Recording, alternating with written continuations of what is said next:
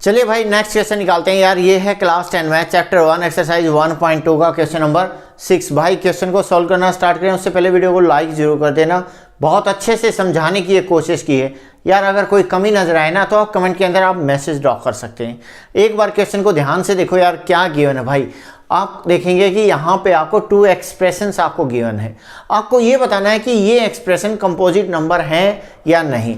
तो यार सबसे पहले तो आपको कंपोजिट नंबर की डेफिनेशन पता होनी चाहिए। देखिए यहाँ पे देखिए, ये एक डेफिनेशन है कंपोजिट नंबर की।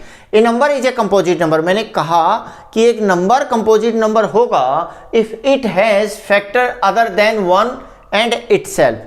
अगर उसका कोई एक फैक्टर होगा 1 और इटसेल्फ के अलावा तो वो एक कंपोजिट नंबर हो जाएगा। लेकिन यहाँ पे प्रॉब्लम ये है कि जब भी आप फैक्टर निकालते हैं ना, तो फैक्टर निकालते वक्त जब आप ये डिवाइड करते हैं, जैसे एक नंबर लिया मैंने 6, इसको यहाँ पे जब आप कोई भी नंबर लिखोगे ना, वो हमेशा आप प्राइम नंबर लिखते हो जब भी आप फैक्टर निकालते हैं।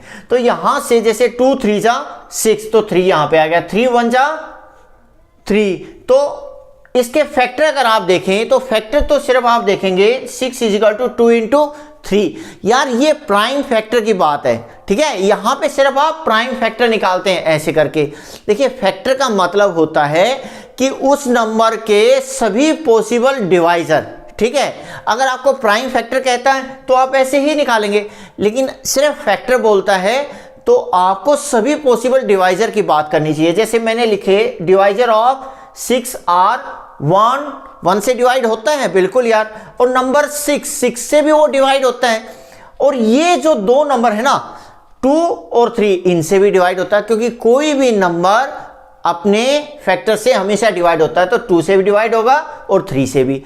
अब कुछ और एग्जांपल यहां पे देखते हैं। 1014 एक नंबर लिया, इसके आपने फैक्टर लिखे, तो आप एक चीज देखिए यहाँ पे मैंने सिर्फ प्राइम नंबर लिखे हुए हैं 2 3 13 और ये 13।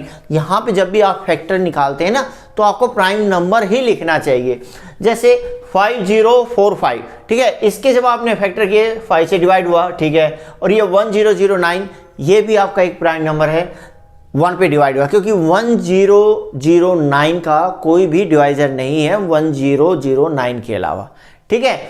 तो अब यहां पे देखिए यार, डिवाइजर ऑफ 1014 लिखने की बारी आई तो आप एक चीज देखिए। देखो डिवाइजर कौन कौन से हैं, 2 3 और 13। देखो 2 बार ये डिवाइड किया आपने 13 से, लेकिन जब डिवाइजर लिखोगे तो एक बार ही काफी है। डिवाइजर ऑफ 1014 आर 1 2, ठीक है। 1 से तो डिवाइड होगा ही नंबर, और इस नंबर से 1014 से भी डिवाइड होगा।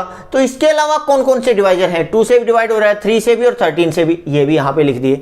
तो आप देखेंगे ये नंबर कंपोजिट क्यों है, क्योंकि 1 और इस नंबर के अलावा इसके डिवाइजर आ गए यार, ठीक है। एक डिवाइजर मिल जाए तो कंपोजिट नंबर है, तो 6 मेरा कंपोजिट नंबर हो गया। अब 1014 के डिवाइजर भी आप देखिए, 1 और 1014 के अलावा 3 डिवाइजर मिल गए। आपको तो एक चाहिए था, ये तो 3 मिल गए, तो ये भी एक कंपोजिट नंबर है। अब डिवाइजर ऑफ 5045, 1 और 5045 तो होगा ही होगा, इसके अलावा कोई और डिवाइजर है यार। जब आपने फैक्टर किए तो एक तो 5 से डिवाइड हुआ ये नंबर और एक 1009 से, तो 2 ये निकला है। आपको तो एक चाहिए था, तो 5045 भी आपका एक कंपोजिट नंबर है। तो आपको जब आपने एक्सप्रेशन के बारे में बताना है कि वो कंपोजिट नंबर है या नहीं है, तो सबसे पहले उसको सिंपलीफाई कीजिए और एक नंबर की फॉर्म में लिखिए यार। आपका ये एक्सप्रेशन था, इसमें से आपने 13 कॉमन लिया, तो यहां पे बचा 7 × 11 प्लस यहां पे सिर्फ 1 बच गया, क्योंकि 13 जब आप बाहर लेंगे तो 13 को 13 × 1 लिख सकते हैं। 13 बाहर निकाल लिया तो 1 तो बच गया ना यार। इसको सिंपलीफाई किया, 13 एज इट इज 77 + 1, तो ये 78 आ गया। 13 × 78 1014। तो इसके जब आप फैक्टर करते हैं ना, देखो आपने जब फैक्टर किए 1014 का, हमने यहाँ पे बताया था ना ये कंपोजिट नंबर है। तो इसके जब आपने फैक्टर किए 13 × 2 × 3 × 13, तो आप एक चीज देखिए यहाँ पे, एक तो 1 के अलावा और 1014 के अलावा 3 नंबर डिवाइजर आए, 2 3 and 13। It has 2 3 and 13 as a factor, तो ये कंपोजिट नंबर बन गया यार।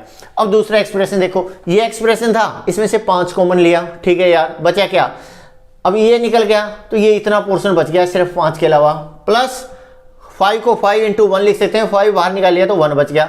जब आप इसको सिंप्लीफाई करते हैं तो वैल्यू आ जाती है 1008 प्लस 1, इसको सिंप्लीफाई किया तो 5 इंटू 1009, तो ये वैल्यू आ गई 5045।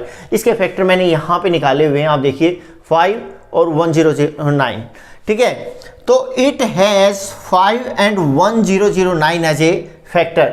ये आप यहाँ पे भी देख सकते हैं यार, डिवाइजर ऑफ 5045 हैं 1, 5, 1009 एंड 5045।